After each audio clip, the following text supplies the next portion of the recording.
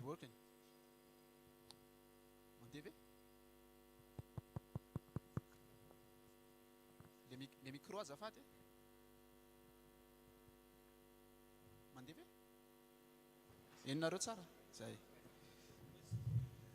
Eny ary tompoko hanomboka an'ilay fametrahana fanontaniana sy valiny misy fanontaniana eo amin'ny 20 reo zany no voaraintsika dia ezahako akambana zany misy fanontaniana mitovitovy dia tonga dia ezahako akambana daholo zany izay fanontaniana mitovitovy misy sasany hoe fanontaniana misokatra ho an'ny rehetra dia za zany anendry aina roa farak'izay hitarihan'ny fanahana azy hoe hamaly an'ilay fanontaniana fa misy kosa hoe fanontaniana tena mivantana amin'ny olona manokana dia tonga dia hafantatsika amin'ilay olona manokana zany ilay fanontaniana.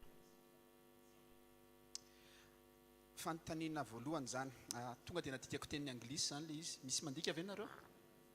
Mandeha ny fandikana teny? Tsy misy? Adikako amin'ny teny gasy indray zany ilay efa nadikako tamin'ny teny anglisy. Lavalava ihany ilay izy.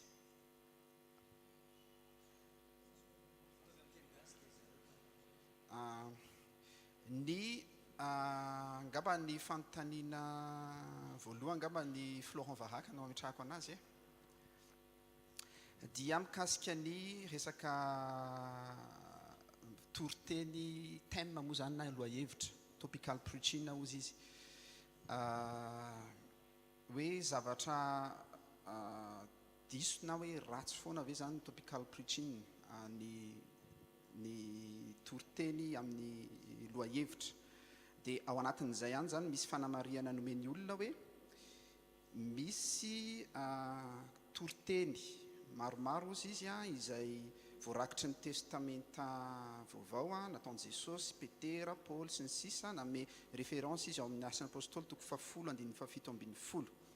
Raha ny fahitako azy ozy izy dia tsy maro amin'izy ireny no manaraka ny lasitra na ny rafitry ny expository preaching na ny prédication textuelle zany hoe mamoaka ny hevitrin'ilay teny zany andiny isany andiny manesy koa na Jesosy ary ozy izy tsy nanao izany dia maninona tsika no tsy maintsy hanao izany satria raha ny fiheverana azy zany dia le nataon'i Jesosy teo an-dalana anakany Emosy tena hoe toriteny izay mifantoka amina lohahevitra kokoa fa topical preaching zany fa tsy expository preaching satria nahakasika ny Mesia izay asehony ao amin'ny lalàna sy ny mpaminany. Dia mbola mahakasika an'izay ihany zany resaka topical preaching moa zany na ny toriteny miainga amina lohahevitra hoe araka ny ten'Andriamanitra dia tokony ampianatra ny sain'Andriamanitra rehetra isika, izany hoe ampianatra amin'ny baiboly iray manontolo. Dikan'izany dia everiko izy fa tsy azontsika atao ny mamela ny toriteny miainga amina lohahevitra satria ilain'ny vahoakan'Andriamanitra izy io. Ary izany ozy izy dia ampianarina ary hita amina andininy izay miparitaka ao amin'ny baiboly fa tsy amina toerana iray ihany. Ohatra hoe salama raha miresaka tenin'Andriamanitra. Je pense qu'il y a déjà beaucoup de questions là. But it's related to one topic. So Is this a question or an answer? no, it's. I think that he wants to make his point so that you could answer. The person gives his argument. Sure. So dia ozy izy hoe reo ozy izy zany dia hita amina toerana maromaro ao anatin'ny baiboly fa tsy amin'ny toerana iray ihany. Dia ohatra raha miresaka tenin'Andriamanitra sika dia hita amin'ny Salamy 7:20, Salamy 7:20, Timoty 2:7, Hebreo 2:2 sy ny sisa. Raha ohatra ka teny anankiray ihany no safidintsika, andalana anankiray ihany, ohatra hoe Salamy 7:20 dia ampahany ihany no fantatra sy ampianarana. Dia ahoana ozy izy no ampianarantsika ny hevitr'Andriamanitra rehetra mipino raha io prédication textuelle fotsiny no ataontsika. Wow, merci. Premièrement, vous n'êtes pas Jésus, ni l'apôtre Pierre, voalohany indrindra tsy Jesosy ianareo na ny apôstôly Paul ihany koa ni l'apôtre Paul. na i Petera na i Nous ont Paul laissé un écrit inspiré. Nos prédications ne le sont pas. nametraka Deuxièmement, taratasy izay inspiré zany hoe ny fofononain'Andriamanitra est-ce qu'il est fa ny possible de faire du tokotensika dia thématique? tsy tahak'izay Bien sûr, faharoa tokoteny Mais- tematika c'est beaucoup plus difficile de faire une bonne prédication. kanefa sarotra kokoa ny manao tokoteny tematika tsara Parce qu'en associant par exemple 4 versets dans un message, satria raha ohatra zao ka hoe misy andalatsoratra masina anankiefatra samihafa no atambatra ao anatina hafatra anankiray il faut faire l'étude approfondie de tout le contexte de ces 4 messages, dia de ces 4 versets. dia raha izay no atao dia mila manao fikarohana lalina tsara ny amin'ny lasitra nanoratana an'ireo verset anankiefatra tsirairay ireo Pour s'assurer que l'on dit des choses correctes sur ces 4 versets. mba ahafahana mahazo antoka hoe ny zavatra lazaina mikasika an'ireo verset ireo dia tena marina tokoa Il me semble préférable de garder le principe de la prédication textuelle raha amiko dia ohatrany hoe tsara kokoa ny hoe azonina ihany ny foto-kevitra ilay hoe toriteny manaraka ny baiboly où on soumet la prédication au développement du texte que Dieu a inspiré. amin'izay fotoana izay tsy inona dia apetraka eo ambanin'ilay teny izay no fofononain'Andriamanitra ny toriteny izay atao En 25 ans de ministère pastoral, tao anatin'ny 20 taona nanaovana asa fanompoana mahapastera j'ai enseigné sur Josué, Ruth, Esther, Daniel. nampianatra momba ny tao amin'ny Josoa koa Estera Rota L'ensemble des textes, ny tonga zany dia izy iray manontolo miaraka plusieurs psaumes, ny salamo maromaro ihany koa Malachie, Malaki tout Matthieu, hatramin'ny Matteo 1 Corinthiens, Korintianina voalohany Jacques, 1 Pierre, 2 Pierre, Jakoba Petera voalohany sy faharoa et Colossiens, ny Kolosianina Jude, ny Joda plusieurs sections d'Apocalypse ary ny ampahany maromaro tao amin'ny apokalypsy ihany koa et d'autres encore. dia mbola misy ankoatran'izay Quand vous prêchez du thématique, rehefa manao toriteny tematika tsika qu'est-ce que vous laissez après 20 ans de ministère? inona raha ny zavatra tavelo eo rehefa ao aorianany 20 taona ianao nanao an'izay asa Très souvent, fanompoana ce izay sont matetika be vos thèmes favoris, dia hoe ireny le lohahevitra tianao indrindra répétés parce qu'on n'a pas le temps de faire autre chose. reny no lasa miverimberina foana satria tsy nanam-potoana nanaovana zavatra hafa ianao Alors je conclus avec cette proposition. dia izao raha no izao sosikevitra izao no amaranako azy Si vraiment vous voulez faire du thématique, un thématique une fois, raha ohatra ka tena tianao toriteny tematika indray mandeha ianao trouvez le texte qui parle beaucoup de ce thème. dia tadiavo ara ilay lahatsoratra ao anaty baiboly izay tena miresaka betsaka mikasika an'iny lohahevitra iny Et ensuite, soumettez votre message à ce texte. dia avy eo ny hafatra izay entinao no ataovy mipetraka eo ambanin'iny soratra masina iny Afin que vous montriez à votre Église que c'est Dieu dans sa parole qui domine sur votre message. ahafahanareo mampiseho ny fiangonanareo fa Andriamanitra amin'ny alalan'ny teniny no mifehy ny hafatra izay entinareo Dieu nous a envoyé 66 livres, pas une encyclopédie. 70 ny boky nomen'Andriamanitra antsika fa tsy boky tonta encyclopédie le taolo be reny akory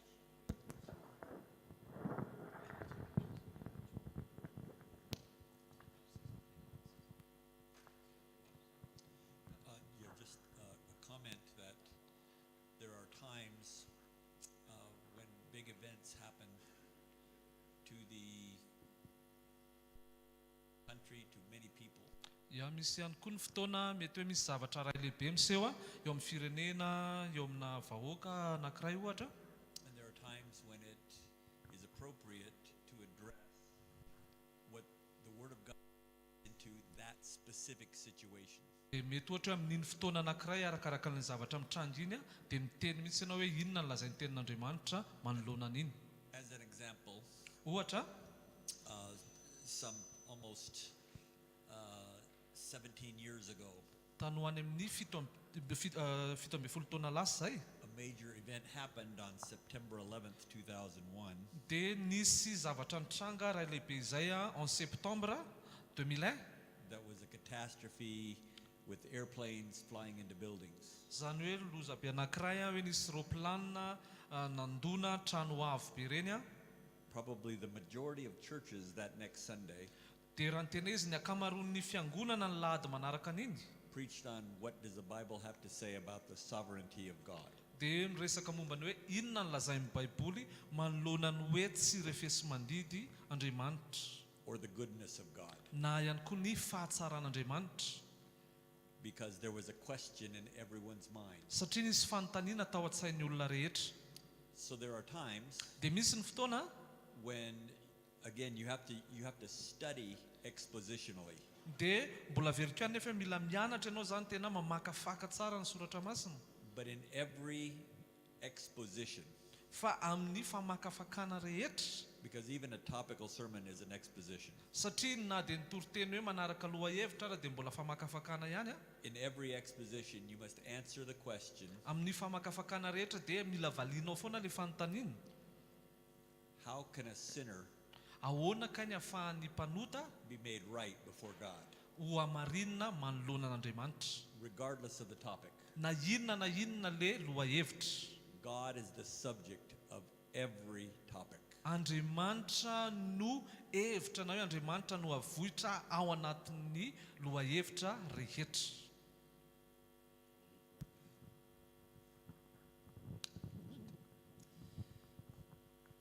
Ny zavatra anankiray izay tena nazain'ny toriteny tamintsika averika any amin'ny toriteny, ny teny endrozy dia voalohany indrindra ohatra ny fanondronan'omby.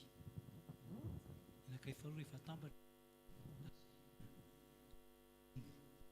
zany omby zany tsika tsy metsika tsony. Ny andiny soratra masina anankiray dia tsy azo esorona anatin'ny manodidina mihitsy ny andininy anankiray iny, na dia andininy anankiray anao voakanao, fa tsy maintsy mazava amin'ny manodidina aloha izy iny. Dia voatery misikaroka aloha anao ninona anankiray irenao ny manodidina aloha mba ilazan'ny marina le olona. Afaka me ohatra anareo ahako ao amin'ny baiboly izay esorona anatin'ny andininy anankiray fotsiny navoaka, dia meko ny andininy anankiray milazany hoe ahoana ny teniny, hozy izy hoe amin'ny andro amin'ny aoka mihinana hanina ianareo fa anisany amonjena anareo zay. Andininy iray sa tsy andininy iray zay? Misy teny anankiray amin'ny baiboly miteny hoe mihinana hanina ianareo fa anisany amonjena anareo zany. Dia mandray an'izay ianao fotsiny fa tsy malana manodidina zany hoe ore olona vidinany an-danitra zany maninona mihinan-kanina ay politika an'iny zany zao no izy mihinan-kanina ho aizy ianao tonga any an-danitra ianao. Zay le manala ny andininy ao anatin'ny manodidina azy. Fa io toko sy andininy io dia milazany hoe anatin'ny sambo zareo fifefika dia tsy mety mihinan-kanina zareo, dia izy Paoly hoe mihinana hanina ianareo maninona mba tsy anisany amonjehanareo zany. Hitanao ny maka le andininy anankiray ka tsy ianao manodidina iteniteny foana ianao, fa tsy maintsy voadinika eo foana manodidina. Na inona atao meka alainao a tsy maintsy dinao foana manodidina zay voalazanao iny zavatra iny. Revitra voalohany zay. Rehefa tambatra koa izy rehetrarehetra nefany a tsy maintsy zareo daholo manodidina rehetra mikasika an'izy iny. Dia ahoana ho gagy ianao fa mahita zavatra matomboka be ianao amin'izay fotoana izay. Ka rehefa zay topika nataontsika tsy maka andininy anankiray ianao a tsy maintsy zazavainao tsara manodidina vao zavanao zay zavatra zay. Ny olana kely amin'ny atao hoe maka thème-ntsika zao a dia resaka fitiavana. Misy fitiavana anankiray izy ko amin'ny baiboly fotsiny ihany, dia ny fitiavana hoe fitiavana tena, fitiavana vola, fitiavana fahafinaretana ary fitiavana an'Andriamanitra. Zay fitiavan'izay teny anankiray fotsiny velarina dia ampiasain'io, ampiasain'ny olona amin'ny baiboly rehetrarehetra zavatra hoe zay fitiavan'izay fitiavan'Andriamanitra. Fa raha mijery nareo fitiavanao tsy resaka agape mihitsy ao fa resaka inona io, filia na file na filosy ny antsoina azy zany, le fitiavan-tsakaiza. Io fitiavan-tsakaiza io tahaka ohatra fitiavan-javatra.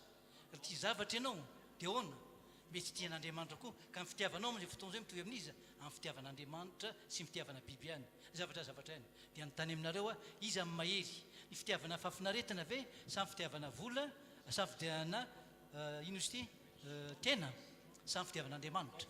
Mazava ho azy fa ahoana mivaly teninareo, iza amin'ny farany indrindra sady gisitra indrindra? Fitiavana an'Andriamanitra. Dia izay fitiavan'izay fotsiny velarinao a akatoko sy andinao ilazan'izay iteniteny foana raha tsy mifantana manodidina rehetrarehetra. Maka le fitiavana ray tsika atao hoe agape, le fitiavan'ny ray atsika sy ny zanaka, tahaka ny tiavan'ny ray ny tiavako anareo afo zay manodidina izay a. Ahoana zay fitiavan'izay? Nefa aka fitiava ianao dia aka tsaingionina amin'ny baiboly ny fitiavana rehetrarehetra amin'ny automatika izy iny, dia ahoana ho gagagaga ianao teniteny foana ianao indray mandrakariva koa. Tsy hoe tsy maintsy miteniteny foana fa mety miteniteny foana ianao. Fa noho izany hafa ihany mijery le manodidina rehetra ary asesa izy hatrany hatrany a, dia gagy ianao fa manana boky anankiray ianao. Ny havatsika moa ny teny hoe fa bebe ihany ny vitany teo a, fa maka boky anankiray nareo a dia ho gagy nareo fa zavatra mitombonareo teza anankiray vitanao amin'iziny avita fampianana mazava be nareo amin'ny boky anankiray fotsiny. Miaro tompoko, ifaly mbola iteny. Ny tompoko alefa Zafady. Nisy zavatra vitsivitsy zay niresiko tao anatin'ilay fanontaniana zay tiako tsindriana vetivetika. Misy an'ilay teny anankiray niteneninareo aloha le mpametraka fanontaniana le hoe ny ilain'ny ondry. Angamba ny anatin'izay isika mila ihany koa isika manaiky ny ino moa zany fitondrana fahafantarana tena ilain'ny ondry na dia raha fomba zay nanaharany an'io baiboly io. Tsy nataony araka ny tenena teo, tsy natao dictionnaire biblika ny baiboly fa boky. E anatin'izay boky zay misy voalohany, ampovoany ary farany. Eo le contexte sy le hoe le tontolo misy an'le andininy araka ny resahan'ny pasteur raha miaraka teo, fa eo ihany koa le eritreritry ny le mpanoratra. Raha manao an'le toriteny tematika isika zany, dia ny zavatra anankiray zay tsy azontsika ao anatin'izay dia le fizotra n'le eritreritry ny le mpanoratra. Anisan'le mpanoratra tadidintsika dia iza moa? Le mpanoratra olombelona, fa ny fanamasina ihany koa. Raha nampanoratany ohatran'izay izy io dia satria misy rindrana eritreritra zay tiany napetraka tao anatin'ny tenin'Andriamanitra. Ka noho izany misy zavatra very isika ao anatin'izay. Zavatra faharoa koa zay tiako teny raha hoe tsy manao an'izay zafady, raha tsy manaraka an'le firindran'le eritreritry n'le mpanoratra. Faharoa zay tiako tsindriana dia hoe misy nanindro be dia be tamintsika teo dia ny hoe le ohatrany hoe zany hoe misy fieritreretana angambana avy aminareo fa hoe prédication textuelle na le toriteny mamelatra baiboly dia hoe tsy maintsy andininy ray ihany na tsy maintsy hoe inona moa ty teny anankiray ihany. Tsy marina zay. Azo atao zay raha misy be dia be azo raisina avy amin'ny ten'Andriamanitra amin'izay, fa mahafantatra olona zay hoe paster anankiray zao ohatra dia eny amin'ny tranokala any dia hitanareo fa hoe manao toriteny prédication textuelle izy momba ny boky ray manontolo, boky anankiray, Exodus ray manontolo ohatra toriteny ray, Genesis ray manontolo ohatra toriteny ray, na hoe toko anankiray toriteny ray. Azo atao zany zay zavatra zay, fa ny tena toriteny mamelatra baiboly na prédication textuelle azy dia ny hoe ny tenin'Andriamanitra mitondra azy. Ny tenin'Andriamanitra no mandrafitra ny toritenitsika, fa tsy tsika no manana eritreritra n'izay tiantsika andrafetana an'ilay toriteny dia asisiana andininy fotsiny manohanohana anazy any ampovoany any. Ny ary angabantsika hifindra amina fanontaniana faharoa zay apetrako amin'ny pasteur John Glass, angamba ny ametrahako anazy dia miteny zany ato hoe mahafinaritra ozy izy ny fampianarana ataonareo miaraka zany fa misy zavatra somary manelingelina dia ny fanindraindrana ny tenin'Andriamanitra ny baiboly fa tsy fanindraindrana an'ilay Kristy tompontsika izay tondron'ny baiboly. Ny antony andinihana sy ampianarana ny baiboly dia ny itombony mino amin'ny fanarahana sy ny fanahafana an'i Kristy. Ary noho izany tsy tanjona ny fahalalana amin'ny baiboly fa fitaovana fotsiny ihany fahatongavana amin'ny tena fiforonana an' Jesosy Kristy ao anatin'ny mpino. Tsy ny baiboly ihany no fitaovana omen'Andriamanitra fa eo koa ny vavaka, ny fiangonana, ireo fanomezam-pahasoavana samihafa sy ny sisy. Matahotra hoe lasa bibliolatrie na hoe fivavahana amin'ny baiboly no vokatry ny fampianarana misaotra tompoko.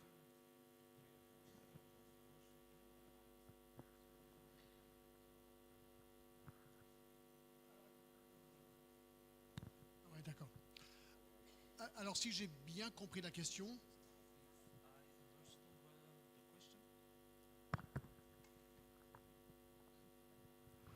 Tsara zany le fanontaniana teo donc si j'ai bien compris la question, ce matin, moi j'ai mis l'emphase sur l'inspiration de la parole de Dieu. La Bible. na nisy tsindrom-peo tsara ako tamin'ny maraina mikasika ny hoe tsindrimandrin'Andriamanitra ny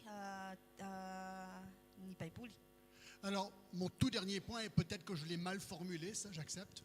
Le teboka farany lazaiko tamin'ny maraina mety hoe tsy tena haiko tsara ny namoaka an'ilay izy miaiky an'izay ahako. Peut-être dans la rapidité de mon propos, j'ai dit que la Bible transforme les vies.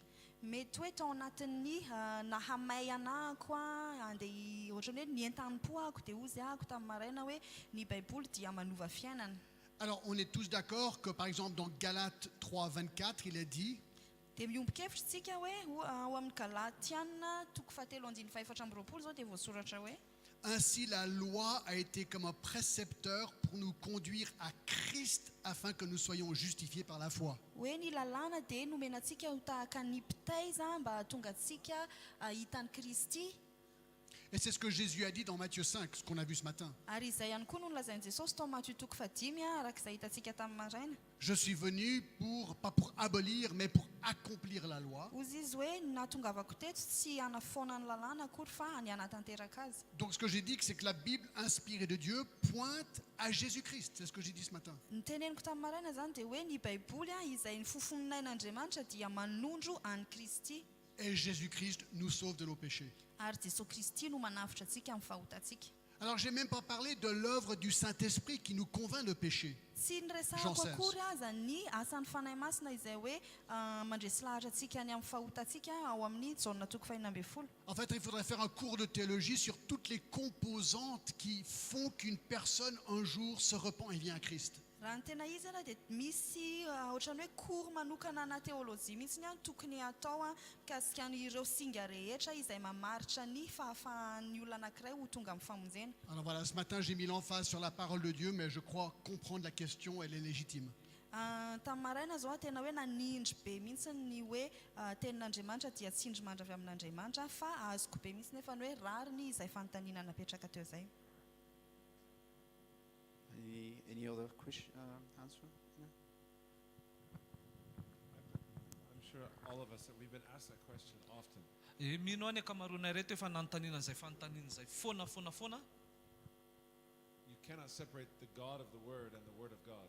Tsy azonao sarahana ilay Andriamanitra ny teny sy ny tenin'Andriamanitra. If you love the King, you love His laws. Rehefa tianao ilay mpanjaka dia tianao ny lalàny. You love the laws because you love the King. Ary tianao ny lalàny satria tianao ilay mpanjaka. You can't separate the law and the lawgiver. Tsy azo sarahana ny lalàna sy ny mpanome ny lalàna.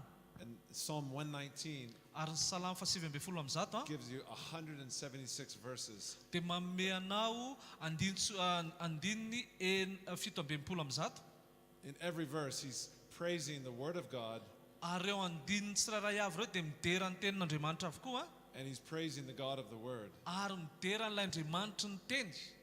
You cannot have too high a view of the Bible. Tsy afaka manina zany ianao hoe ambony loatra ny fijerinao amin'ny Baiboly. The more you love the Bible, the more you love the author. Fa arakaraka ny itiavanao amin'ny Baiboly dia vao maika tianao ilay mpanoratra amin'ny Baiboly. You can't worship God without the Bible. Ary tsy afaka ianao tena hoe mivavaka amin'Andriamanitra nefa tsy mahalala amin'ny Baiboly. You can't worship the Bible without God. Ary tsy afaka ihany koa nefa ianao makao amin'ny Baiboly nefa tsisy an'Andriamanitra. So they always go together. Miaraka foana ireo.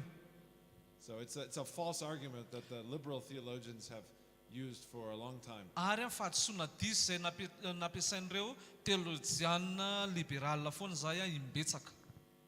We wouldn't know anything about Jesus without the Word. Tsy halala ninina momba an'i Jesosy isika raha tsisy ny teniny. Yeah. And no one had a higher view of the Word than Jesus. Ary Nobody. tsy nisy ary tena Nobody nanana worshipped the fijery Bible avo more ny than Baiboly mihoatra noho ny Jesosy. Nobody was more obsessed and addicted to the law, the Word of God than Jesus. Tsy nisy tena hoe adala ny teny zany mihoatra noho Jesosy. Just one statement on that. Jesus always appealed to Scripture to prove who He was. Eny anankiray tiako tenina amin'izay koa Jesosy any dia nijery ny soratra masina foana mba hanambarany hoe iza moa izy.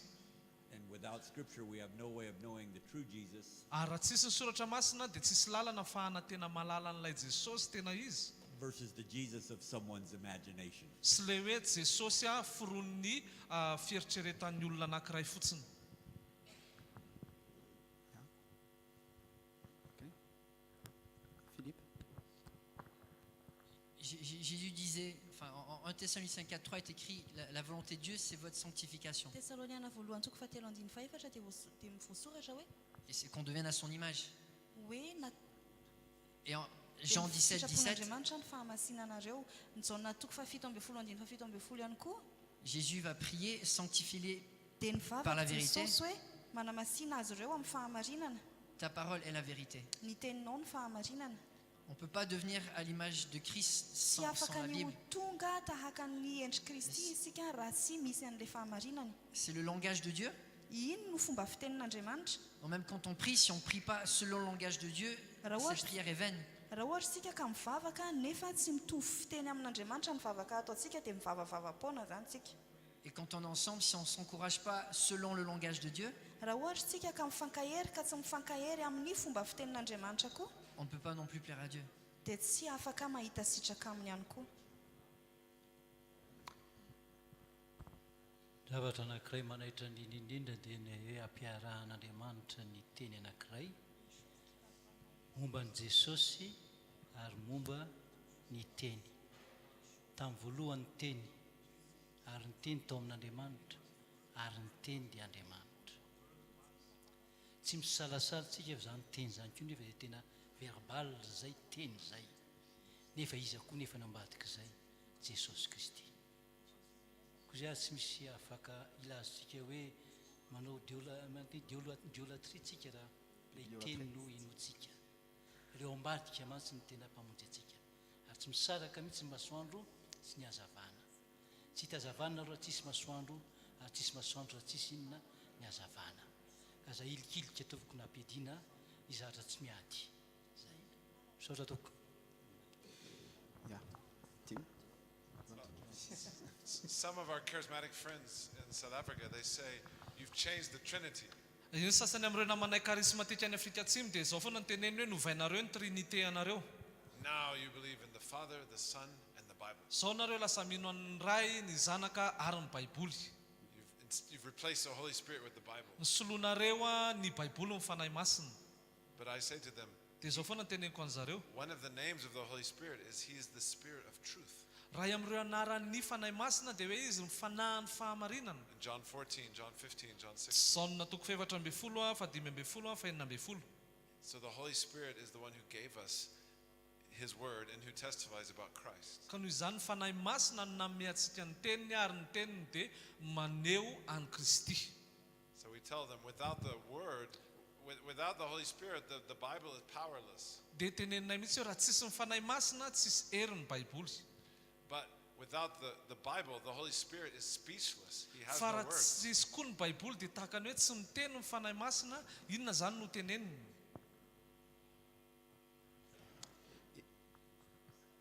Ok, fanontaniana manaraka angambany a resaka hermeneutika kely angambany omeko any pasteur Todd Barnett dia misy fanontaniana ho anazy manokana dia aloha angambany izay ny ataontsika. Alatsiny lasa mikorotana kely ato. Ya, ampy ve ny Baiboly? Eny. Fa mety ve hoe amin'izao andro ankehitriny izao a dia Andriamanitra misy tsindrimandrin'Andriamanitra tonga manokana amin'ny olona manokana dia rehefa avy eo izy hanoratra karazana hoe Baiboly entre guillemets hafa. Satria maheno olona tsika miteny hoe Andriamanitra dia niteny tamiko hoe, dia avy eo manoratra boky izy ireo. Dia io boky io ve zany dia afaka ataontsika koa hoe tenin'Andriamanitra.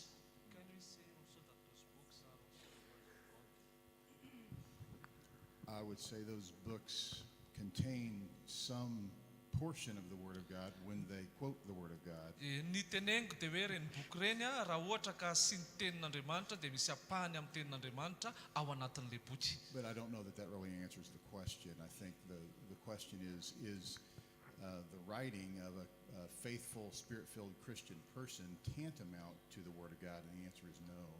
Fa tsy tena mamivaly n'ilay fanontaniana loatra zay a, fa mivaly teniko tonga dia hoe tsy tenin'Andriamanitra iny raha ohatra na dia tsy mitovy amin'ny tenin'Andriamanitra, tsy tenin'Andriamanitra iny raha ohatra ilay olona na dia hoe feno finoana, feno fanahy masina raha nanoratra n'iny zavatra anankiray iny.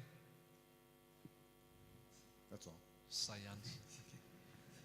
I don't know what to add to that. Tsy haiko hoe inona ny hanampiana an'izay. You know, I hope that the message from 2 Timothy 3 would have sufficiently answered that question. Fa mino aho hoe ilay afatra avy ao amin'ny Timoty faharoa toko fahatelo a efa ampy namalina an'izay fanontaniana izay. Particularly the matter that what Paul says about the scripture, he doesn't say it about anything else. indrindra ny amin'le zavatra andresan'ny Paul momba ny soratra masina dia tsy resany momba ny zavatra hafa. Florent. Deux textes, Romains 12:6, si quelqu'un prophétise. ao amin'ny Romanina toko roa ambin'ny folo andiny fahaenina ie dia voasoratra hoe raha misy olona manome faminaniana Que la prophétie soit en accord avec la foi. dia aoka hifanaraka amin'ny finoana iny faminaniana iny. Et à la fin de la période apostolique, parmi les derniers écrits que nous avions du Nouveau Testament, dia taty amin'ny fiafaran'ny vanimpotoanan'ny apôstôly zany hoe aty anatin'ireo lahatsoratra ananantsika faraparany eo amin'ny testamenta vaovao, le dernier texte qui nous parle des dons spirituels, ny lahatsoratra farany ao dia miresaka atsika mikasika ny fanomezam-pahasoavana. Pierre classe en deux grandes catégories les dons spirituels. dia klasian'ny Paoly sokajiny karazany anankiroa izy ireo, Celui qui parle et celui qui sert. ilay miteny ary ilay manompo.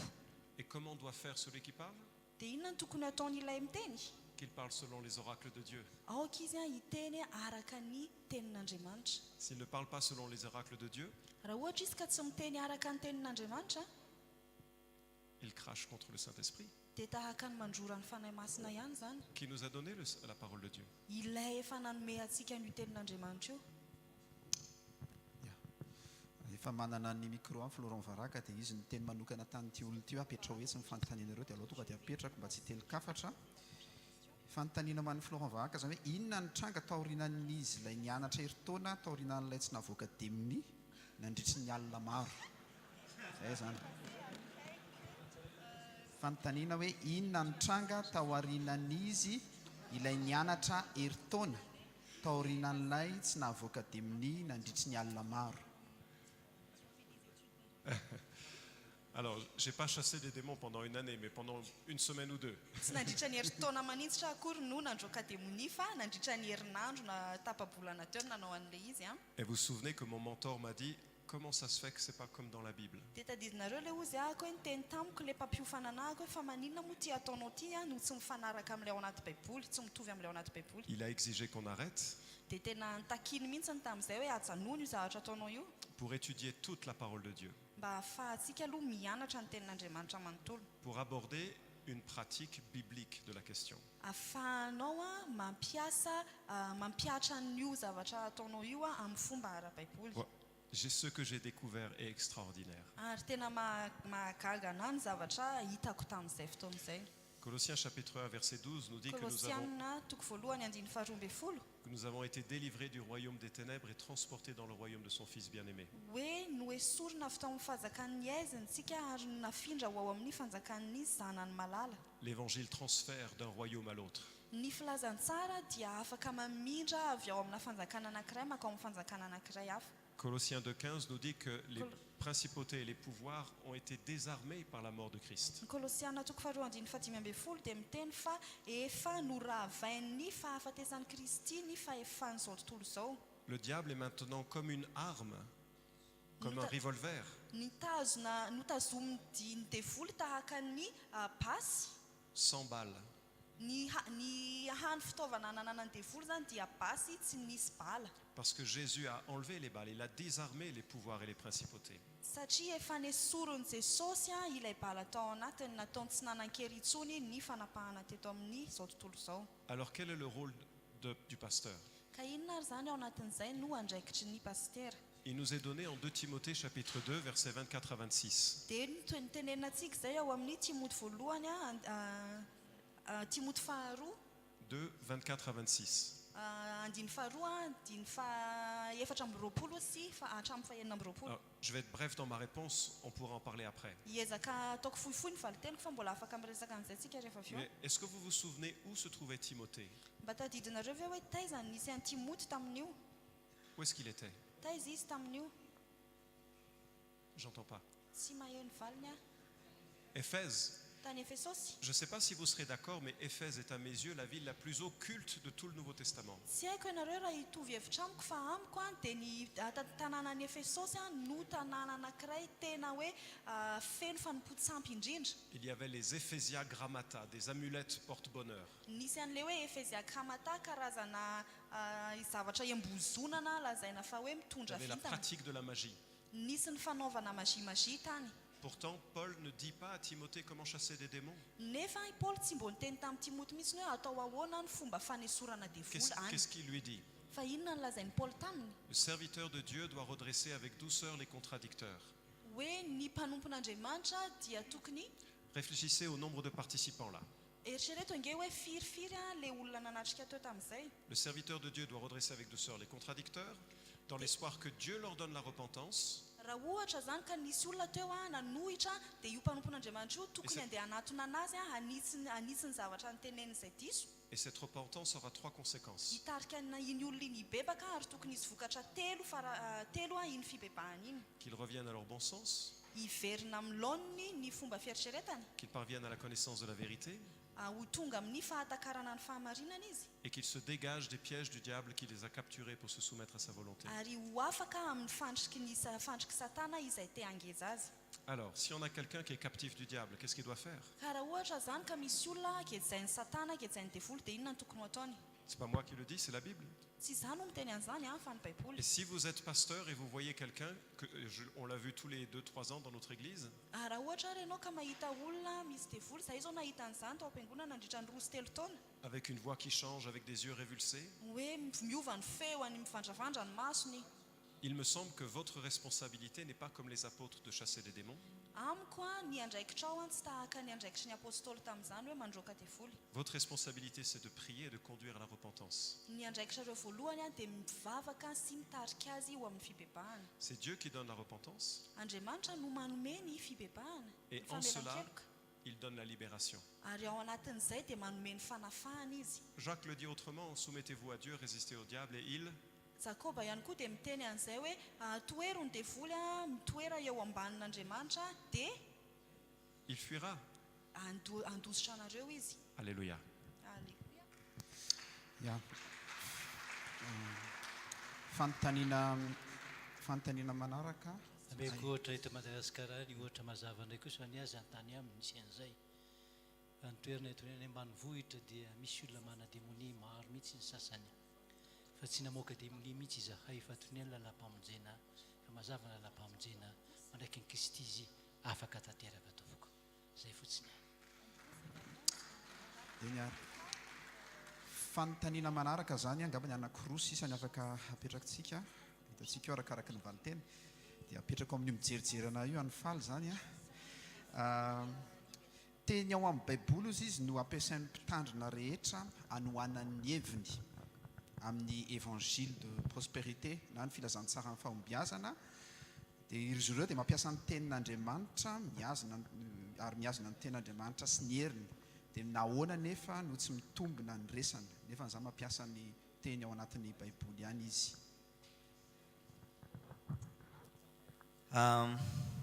Fomba maro samihafa ny afaka mahaliana an'izay fanontaniana izay angamba ny ohatrany hoe tsy hoe tsy hamaly ny fanontaniana fa anampy an'izay valim-panontaniana dia omeko eo ny fianonany atelier na ny atikasa izay nataon'ny Philippe Viguet tamin'ny omaly izay nanome tamin'ny avangombango bebetsaka kokoa hoe ohatrany inona daholo no tafiditra anatin'izany tenin'Andriamanitra zany. Misy an'ilay teny manokana, misy an'ilay rafitra zavatra anakenina izay niteneniny teo. Hitako hoe manome valiny bebetsaka kokoa zay. Fa ny zavatra anankiray aloha izay tiako tsindrina dia hoe isika rehetrarehetra rehefa manantona ny Baiboly dia manantona azy amina eritreritra manokana izay fahananantsika. Marina sa tsy marina? Misy fomba zany izay anantonantsika ny Baiboly. Mety misy efa eritreritra izay ananantsika rehefa manantona ny Baiboly.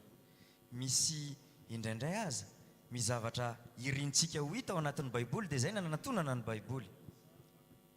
Kanefa rehefa manao an'izay isika dia mazava ho azy ohatran'ny fitenin'izay paster anankiray izay, raha manao solomaso volomparasy ianao, azagaga raha volomparasy daholo ny zavatra hitanao. Ohatran' zany ihany koa hoe raha volomparasy ny solomaso entinao mamaky ny baiboly, tsy maintsy volomparasy ny zavatra hitanao ao anatiny ao. Raha misy zany hoe ny zavatra entintsika sady amin'le famakina ny baiboly sy fomba namoana ny hevitra amin'ny baiboly alohany amin'ny antonana ny baiboly, dia tsy maintsy izay hevitra zay no tafavoaka avy eo, na ny hevitro zany na ny hevitry ny olona zay mety tsy mitovy fijery ao anatin'ny baiboly. Ny zava-dehibe dia zao, tsy ny hoe inona ny fijeriko na inona ny fijerinao ny tenin'Andriamanitra, fa inona tian'le mpanoratra nanoratra amin'ny baiboly ho ambara tamin'izay olona nanoratana anazy tamin'izany andro zany. Ny zavatra tena tiantsika hoe ho fatarana sy tiantsika hoe ho trandrahana ary tokony esantsika mafy dia ny ahafantarantsika hoe inona ny tian'le mpanoratra ho ambara ary averiko ihany, fa ny mpanoratra zay le atao hoe sady misy an'le mpanoratra olombelona no misy an'le mpanoratra ny fanamasina mazava ho azy, dia misy antony matoa izy na mpanoratra n'ireo tenyreo manokana. Misy antony ny amin'ny fotsiny amin'le FDB, fa ny safidiny an'ireo tenyreo manokana. Raha mijery an'le teny eo amin'ny Timoty 2:7-5 zay nivelaran'ny Toda eo, dia le teny eo dia tena hoe ny teny amin'ny antsipriany, ny andeha teny tsirairay avy zany, dia nisy ny tsindrimandrin'Andriamanitra. Ka misy antony zany nanoratany an'ireo teny tsirairay avy ireo. Ny asantsika tsirairay avy dia ny hoe anamarina hoe zavatra anankiroa. Voalohany hoe tena zay marina ve no tian'ilay mpanoratra ho ambara. Faharoa, io hevitra zay azoko avy amin'ny tenin'Andriamanitra anankiray io dia mifanaraka amin'ilay afatra akapoben'ny baiboly na le kofemena zay voaresaky ny Philippe Viguet zay, samy mifanipaka an'izay. Fahatelo dia ny hoe mampitodika antsika amin'Andriamanitra ve sy amin'ny fahafantarana azy bebetsaka kokoa sy ny sitrapony ny hevitra zay azontsika avy amin'ny tenin'Andriamanitra sa mampitodika amintsika olombelona zany. Izay angamba ny amaliko an'izay. Misotra misy amaly hafa raha tsy misy dia angamba ny fanontaniana farapara. Misy olona anankitelo na efatra nametraka an'ity fanontaniana ity dia ngamba ny team contrel indray ny asantsika mamaly anazy zany satria mahakasika kely ny zavatra nataony androany hariva hoe inona mahasamihafa ny hoe mitory-teny sy mampianatra sy ny hoe mpitory-teny sy mpampianatra. Misy mahasamihafa ny hoe mitory-teny sy mampianatra ve sy ny hoe mpitory-teny sy mpampianatra koa. Thank you for asking. I did not have time to explain that in my notes. Misaotra betsaka. Tsy nanana fotoana ako ahafahako tena namaly an'izay resaka an'izay tao anatin'le resahako teo. I'll give my brief answer and then these brothers can tell me what I left out. Ya, fa omeko fohy ny valim-panontaniana omeko dia aveo reto rahalahy reto afaka miteny ny amin'izay mety hoe adiniko. When you study those two words, preaching and teaching, rehefa ianaranao reo teny anankiroa reo hoe toriteny fampianarana, in the Hebrew and the Greek, there's a few different words that are used. amin'ny Hebreo sy ny Grika dia misy teny samihafa vitsivitsy izay ampiasaina. I think the conclusion that you will find is that all preaching includes teaching. Dia ny conclusion tokony hitanao dia hoe ny toriteny rehetra dia fampianarana, misy fampianarana. But all teaching does not include preaching. Fitrony hoe fitoriteny. So any of your ministry of the word, your public communicating of the word, ka noho izany na inona le endriky le asa fanomponany amin'ny hoe fizarana ny teny imasom-bahoaka must involve the teaching and explaining of the Bible. dia tokony ao ny fampianarana fanazavana ny baiboly. Even if you don't get a chance to also preach and exhort and apply it more specifically. Na dia tsy voatera reno hoe manana fahafahana ihany koa hoe nitory na hoe nitondra fampiarana kokoa amin'ilay izy azony olona iainana ahafahan'ny olona miaina an'ilay izy. But in a sermon, your goal is always to preach and to apply it. Not just to read it or to teach it. Dia ao anatin'izay hoe toriteny izay tena izay misy ny tanjona hoe ampianatra ampahery ny olona foana mihitsy.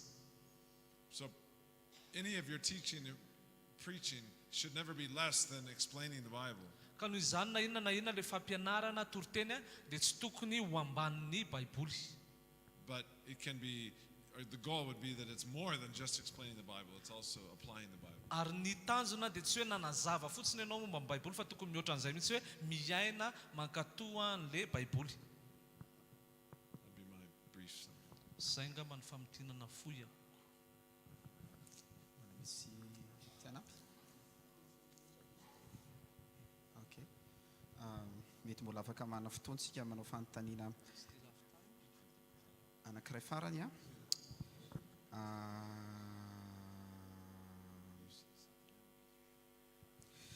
Ngamba ny Philippe Viquet hoe rehefa mitory-tevintsika dia tsy maintsy mitory ny filazantsara mandrakariva. Zay ngamba.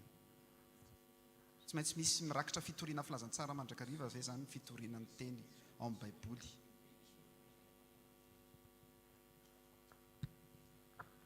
C'est une très bonne question. Fanontaniana tsara be mihitsy.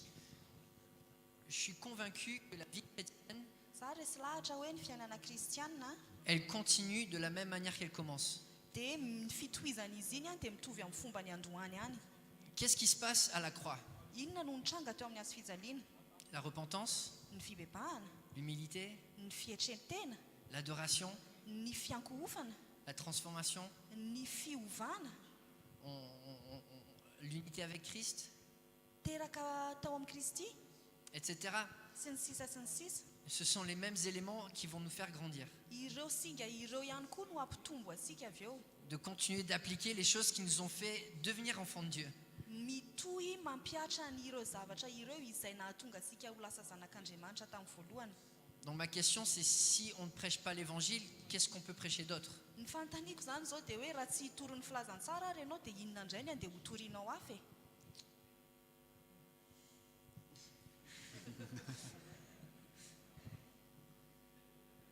Après, quand Jésus prêchait l'évangile, Avy eo nge Jesosy rehefa izy nitory ny filazantsara, il ne prêchait pas sa mort et sa résurrection, izy tsy nitory ny fahafatesany sy ny fitsanganany tamin'ny maty. il prêchait le royaume de Dieu Ny toriany dia ny fahanjakan'Andriamanitra et la présence du roi. sy ny fanatrehan'ilay mpanjaka. L'évangile, ce n'est pas simplement la croix, Ny filazantsara tsy inona tsy hoe ny hazo fijaliana fotsiny, mais c'est la personne de Jésus-Christ, fa ny personan'i Jesosy mihitsy, sa personne et ses accomplissements. izy tenany a sy ny zavatra izay nataony. Pasteur Amiaka. Misy zavatra telo ny famonjena tompoko. Misy ny famonjena efa vita, misy ny famonjena mbola tohizana, ary ny famonjena mbola ho avy. Misy ny fanamarena antsika tamin'ny Kristy tao amin'ny hazo fijaliana, vita ao amin'ny Kristy izay, fa mela tohizana ihany izany rehetra izany. Iroso amin'iny izay zavatra izay ho an'ny fanamasinana izay ihany koa. Famonjena antsoina an'izany. Monjy antsika hatranetrany izy hatranetrany. Ary ny famezana voninahitra antsika ny amin'ny farana, mbola inona ihany koa izay famonjena. Ka tsy miala amin'ny Kristy misy ny rehetrarehetra atao hatramin'ny voalohany ka hatramin'ny farany ny hazo fijalian'i Kristy eo foana hatranetrany. Ny fitsangana amin'ny maty vita foana izany rehetrarehetrany ka dia tsy miadindreo ireo zavatra ireo fa mivelatra araka lazaiko hoe nahita ny excellence tsika malina. Excellence indray rapiso. Qu'on cherche toujours l'excellence, l'excellence, l'excellence de notre salut. Eo ny famonjenantsika. Mitadiny tsara lavitra foana ny famonjena. Fa iny zany tsy ho foana. Mandrakizay tsika efa azo. Fa mbola mandrakizay tena mandrakizay ho avy any aoriana io ka dia tsy zavatra roa samihafa akory zany le mampianatra sy mampianatra ny toroteny lalam-pamonjena sy mampianatra zany lahatra iray ihany fa fivelaran-javatra itoko ka aza malany andro zay le fiavarany fa arao le izy hatranetrany ka hisaotra Andriamanitra hatranetrany isaky men'Andriamanitra ny teny sazanao amin'izay fotoana izay. So atako. But can I just add, there's always going to be some benefit in teaching truth, teaching Scripture, regardless of what the context and the content is. Nanapiko kely an'izay ihany koa misy zavatra foana ao anatin'ny hoe mampianatra ny fahamarinana ianao a, ampiarinao anatin'ny mampianatra mijery ianao ny contextany a. But especially as messengers of the gospel, every teaching opportunity ought to be an opportunity to proclaim the truth that's going to see people in heaven as a result of Christ's work on the cross and the resurrection. fa indrindra amin'ny maha hoe mpitory filazantsara dia ny fampianarana amin'ny fahamarinana rehetra dia tokony varavarana misokatra ho atsika fa atsika mitory ny famonjena. In the same breath from Paul the Apostle in Romans 10, where he expressed a desire to see all his brethren saved, dia tahaka ny zavatra nolazain'ny Paoly ihany ao amin'ny Romanina hoe ny faniriny dia ahita ny rahalahy rehetra ndray ny famonjena. he pointed out that they had a zeal for God without knowledge, and that absence of knowledge was the person and the work of Christ. Dia nyteneny mihitsy hoe zareo tena fihaino hafanampo ny amin'ny hoe tia lalan'Andriamanitra kanefa kosa izy ireo tao anatin'izany dia tsy nahalalan'Andriamanitra ao amin'ny Kristy izy tenany. My fear would be that if I were to teach something from Scripture without getting to Christ, dia nitahotrako hoe raha mampianatra fahamarinana ianao amin'ny soratra masina nefa tsisy an'i Kristy, I would have missed an opportunity that might leave blood on my hands, and I don't want that. dia mety nisy varavarana sokatra tsy nidirako dia mety amin'izay fotoan'izay azo adinina amin'ny rahan'olona sasany ny tanako. Mety mbola afaka manao anankiray kely zay tapahantsika ary zany le izy dia isaoantsika an'Andriamanitra misy fanontaniana maro mbola napetraka ireo dia ataontsika manaraka le izy fa aza matahotra zany hoe any fa efa voaray aty daholo dia ngambany amahana ny fotoantsika dia hiaraka hitsangantsika hivavaka dia rapito zany araka ny ohatrany andrano ihany zany amin'ny valo zany tsika manomboka tonga to.